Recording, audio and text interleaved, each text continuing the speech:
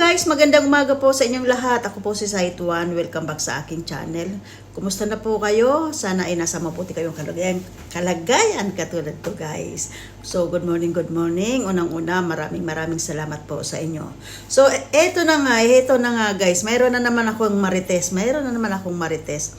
Kasi napanood ko si Tatay Tikram at saka yung si Alan, yung parang sinasabing tatay ni Dave. Tatay ni Dave.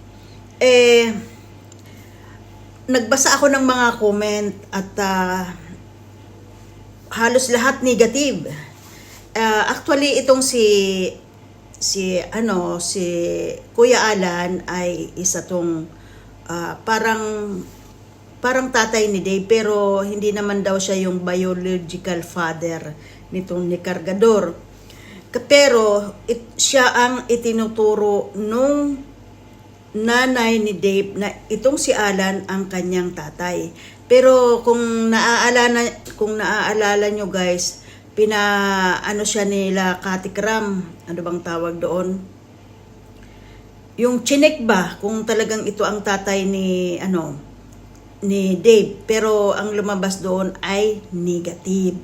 So hindi siya ang tatay ni Dave. So ngayon napanood ko siya at ang sabi niya kay Tatay Tikram ay hindi raw siya kinausap ni Dave. At marami rin akong mga nababasa doon na para daw itong si Alan nagkukunwari na lang na hindi nakakapagsalita ng matuwid. Nahalata naman daw kasi sa mga ibang salita niya kasi kapag inuulit niya tuwid naman, tapos pag naman hindi na naman tuwid, parang may naparalas yata siya, pero yung parang gumaling naman na siya, yung pagsasalita niya parang may naging improvement naman, pero parang ang sabi ng karamihan ay parang nagdadrama na lang daw kay Katikram. Nagdadrama na lang. Kaya dapat si Katikram maging matalino na ngayon sa mga pagtulong. Hindi na siya basta-basta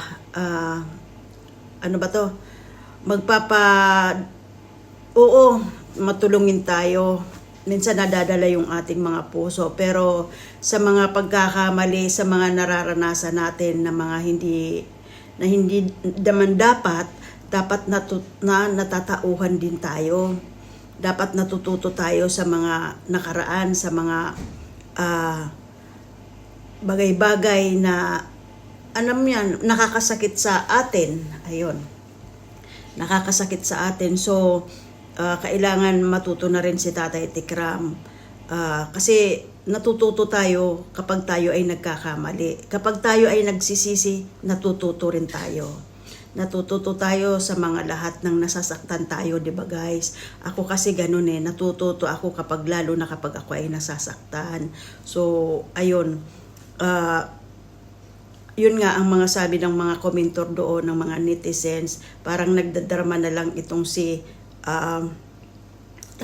Tatay Alan. Ayun guys, parang nagdadrama na lang siya. So kaya dapat maging matalino na lang din si Katikram. Tapos mayroon naman ako doon na napanood na itong si Dave ay pinipintasan itong si Luis. Tinatawag niya si Luis na itik. Siyempre siya Cargador. Tapos naman itong si Luis, 'di ba, nag-aalaga siya ng mga itik dahil 'yun ang hanap buhay nila. So parang parehas lang naman sila. At saka si Luis, mas maayos ang kanyang pakikisama kay Katikram kaysa yung pakikisama ni Dave kay Katikram. Si Dave parang lumaki ang ng ulo niya, tapos hindi siya marunong rumispeto. Siniraan niya pa si Katikram kung na dapat nga magpasalamat siya ng buong buo dahil si Katikram ang kumbaga inayos yung kanyang buhay, nabago yung kanyang buhay.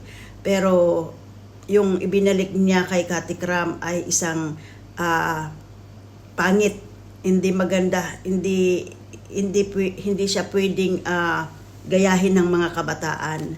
Si Luis naman ay tahimik, mabait siya, at yun nga, parang palagi siyang tinatawag ni Dave na itik. Siyempre nag-aalaga rin ng itik yung si Luis. Pag umuwi siya sa kanila, nag-aalaga siya ng mga itik. So wala naman problema doon. At least si Luis, natagpuan ni Kati Kram maayos yung kanilang pamilya. Siya, natagpuan ni Kati Kram nasaan siya, natutulog siya doon sa sitwasyon na alam nyo na guys. Kaya parehas lang naman siya. Kung makapintas ka, mabuti kung wala ka rin kapintasan, kargador, 'di ba?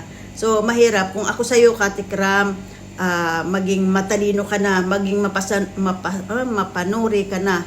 Huwag ka nang basta-bastang magpapauto sa mga taong lumalapit sa iyo. Kailangan maging wise ka. Huwag mo nang gamitin yung sobrang lambot ng inyong puso dahil ikaw din naman yung masasaktan. So, ayun lang guys. At yun lang, parang nagdadrama na lang kasi itong si Kuya Alan. At kaya ang dami talagang mga negative comment tungkol sa kanya. Parang iniiba na lang daw niya yung pananalita niya. Kasi napansin ko rin yun eh. Sasalita siya sa iba, matuwid yung kanyang pananalita. Tapos kapag inulit niya naman niya, maririnig ko na naman, parang sinasadya niya talagang iniiba yung kanyang pananalita. Parang hindi siya nakakapagsalita ng maayos. So parang ang lumalabas nagdadrama na lang si Kuya Alan para siguro tulungan ulit siya ni Kati Kram. Pero si Kati Kram, napapansin ko medyo hindi na siya katulad nung dati.